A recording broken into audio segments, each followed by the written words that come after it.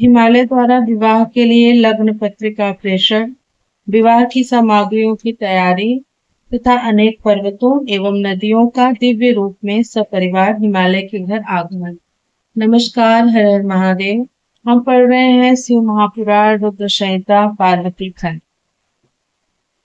नारद जी बोले, हे तात, अब आप कृपा कर मुझे यह बताइए कि उन सप्त ऋषियों के चले जाने के बाद हिमालय ने क्या किया। ब्रह्मा जी बोले, हे मुनीश्वर, अरुंधति सहित उन सप्त ऋषियों के चले जाने पर हिमालय ने जो किया उसे मैं आपसे कह रहा हूँ। उसके बाद महामनस्वी गिरिराज हिमालय प्रिय पुत्रों सहित अपने मेरु आदि बंधुओं को बुलाकर बड़े प्रसन्न हुए। उनसे आज्ञा लेने के बाद हिमालय ने प्रीति पूर्वक अपने पुरोहित गर्ग जी से लग्न पत्रिका लिखवाई और उन्होंने प्रसन्न मन वाले अपने सेवकों से अनेक प्रकार की सामग्रियों तथा उस लग्न पत्रिका को बड़े प्रेम से शिव जी के पास भिजवाया। उन लोगों ने कैलाश पर शिव जी के समीप जाकर उनको तिलक लगाकर वह पत्रिका उन्हें प्रदान की।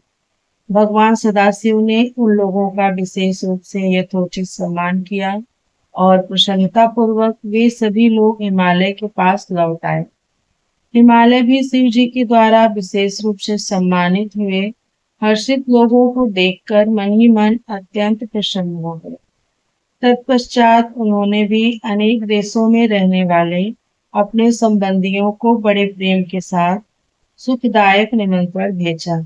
उसके बाद उन्होंने आदर से उत्तम अन्न तथा विवाह के लिए अनेक प्रकार की उपयोगी सामग्रियां एकत्रित की। उन्होंने चावल, चिवड़ा, गुड़, शर्करा तथा नमक का पहाड़ लगवा दिया। दूध, घी, दही की वाफी बनवाकर उन्होंने जौ आदि का आटा, लड्डू, पूड़ी, स्वास्तिक, शर्करा का प्रभुत संग्रह करवाया और अमृत के समान स्वादिष्ट इच्छु रस की वाफी बनवा दी तथा मक्खन, आसों का समूह एवं महास्वादिष्ट पकवानों एवं रसों का ढेर लगवा दिया।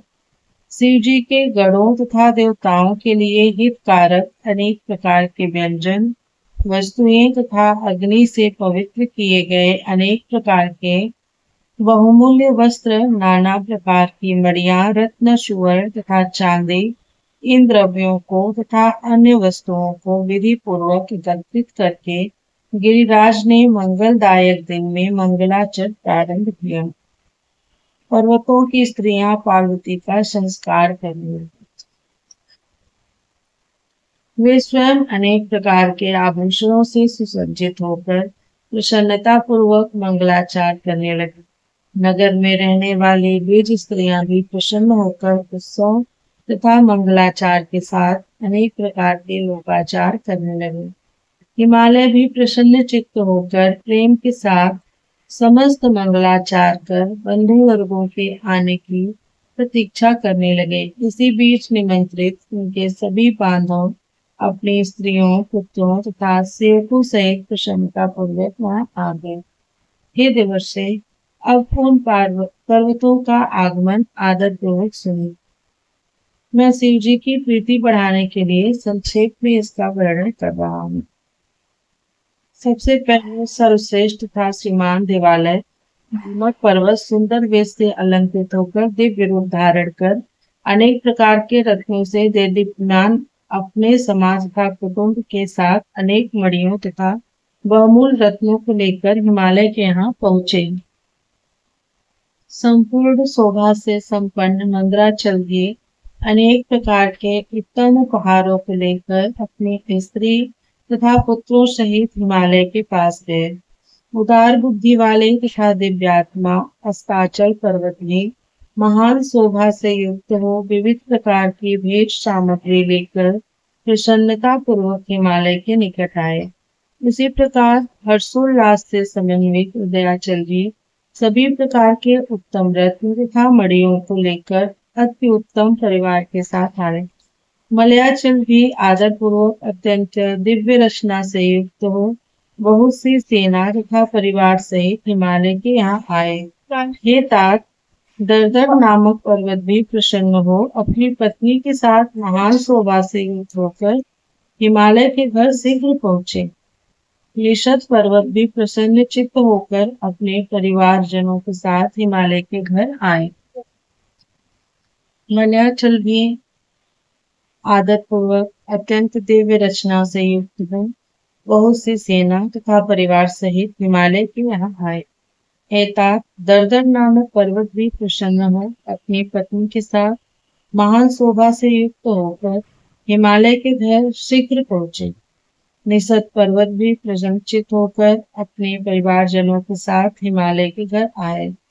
इसी प्रकार महाभाग्यवान गंधमादन पर्वत महान ऐश्वर्य से समन्वित होकर करवीर तथा पर्वत श्रेष्ठ महेंद्र भी हिमालय के घर अपने बंधु बांधवों के साथ आए। अनेक प्रकार की शोभा से संपन्न पारियात्र भी प्रसन्नचित्त होकर अनेक गणों पुत्रों एवं स्त्रियों को साथ लेकर मणि तथा रत्नों की खान से युक्त हो हिमालय के पास गए। गिरिश्रेष्ठ पर्वतराज क्रौंच अपनी सेना तथा सेवकों को लेकर अपने पुत्र स्त्री तथा परिवार सहित प्रसन्न हो ढेर सामग्री से युक्त हो आदर पूर्वक हिमालय के घर गए। पुरुषोत्तम पर्वत भी अपने समाज सहित बड़े आदर के साथ बहुत सी भेंट सामग्री लेकर हिमालय के पास आए। नील पर्वत भी अपनी स्त्री तथा पुत्र के साथ बहुत सा द्रव्य लेकर आनंदित होकर हिमालय के घर आए। त्रिकूट चित्रकूट वेंकट श्रीगिरी गोकामुख तथा नारद ये पर्वत भी हिमालय के घर आए। पर्वत श्रेष्ठ विंध्य भी अत्यंत प्रसन्न चित्त होकर अपने स्त्री पुत्रों सहित नाना प्रकार की संपत्ति से युक्त हो हिमालय के घर आए। महाशैल कालंजर अपने अनेक गणों के साथ प्रसन्नता पूर्वक हिमालय के घर आए। कैलाश नामक महापर्वत भी बड़ी प्रसन्नता के साथ कृपा पूर्वक हिमालय के घर आए। वे सभी पर्वतों की अपेक्षा अधिक शोभा संपन्न थे। हे नारद, इस प्रकार अन्य द्वीपों में रहने वाले तथा भारतवर्ष में रहने वाले जो अन्य पर्वत थे वे सब हिमालय के घर आए। हिमालय ने जिन पर्वतों को पहले ही प्रेम से आमंत्रित किया था वे सभी यह सोच करके यह शिवा का विवाह है प्रसन्नता पूर्वक यहाँ आए। शिव शिवा का विवाह हो रहा है यह जानकर उस समय सोमभद्रादि सभी नद अनेक शोभा से युक्त होकर बड़ी प्रसन्नता के साथ वहां आए। यह जानकर सभी नदियां दिव्य रूप धारण करके नाना भांति के अलंकारों से युक्त हो प्रेम पूर्वक वहां आए।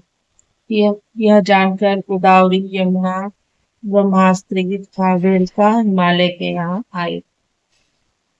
गंगा भी महाप्रसन्न हो दिव्य रूप धारण करके अनेक प्रकार के आभूषणों से सुसज्जित हो वहां आए। सरिताओं में श्रेष्ठ अत्यंत आनंद प्रदान करने वाली रुद्र की कन्या नर्मदा भी बड़े प्रेम से शीघ्र वहां आ गए।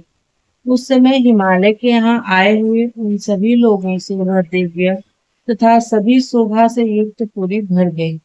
वह महोत्सव से युक्त हो गई। उसमें नाना प्रकार के केतु ध्वज एवं तोरण सुशोभित होने लगे। नाना प्रकार के वितानों से सूर्य का प्रकाश रुक गया और वह पूरी रंग बिरंगे रत्नों की छटा से पूर्ण हो गई।